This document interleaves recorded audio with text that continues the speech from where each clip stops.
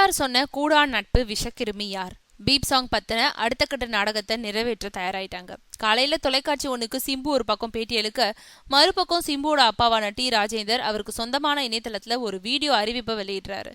ரெண்டு பேருமே அந்த பாடலை உருவாக்குனதை பத்தி மறுக்கல. அந்த குறிப்பிட்ட வார்த்தை பீப் செய்யப்பட்டிருக்கிறது சினிமாவில் இருக்கும் ஒரு முறையினும் அதை யாரோ திருடி வெளியிட்டுட்டாங்கன்னு பொதுவான ஒரு கருத்தை வெளியிட்டிருக்காங்க.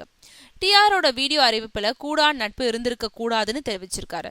அதோடு ஆளும் கட்சிக்கு ஆதரவான பத்திரிகையோட இணையதளத்திலேயே சில விஷக்கிருமிகள் நுழைஞ்சு கருத்து கணிப்பை வெளியிடும் போது இந்த பாடல் திருடப்படுவதை எப்படி தடுக்க முடியும்னு கேள்வி எழுப்பியிருக்காரு. அப்படி டிஆர் குறிப்பிட்ட அந்த கூடா நட்பு யாருன்றதையும் அந்த விஷக்கிருமிகள் யாருன்றதையும் அவரே வெளிப்படையா அறிவிச்சிருக்கலாம். இப்படிதான் வாழு படம் வெளிவருவதுக்கு சிம்புவை பிடிக்காத சிலர் பட வெளியீட்டை தடுக்கிறாங்கன்னு திரும்ப திரும்ப சொல்லிக்கிட்டே இருந்தாரு. கடைசி வரைக்கும் அவங்க யாருன்றத அவர் சொல்லவே இல்லை. பீப் சாங் பத்தின இன்றைய டிஆரோடைய வீடியோ அறிவிப்பும் அப்படிதான் இருக்கு.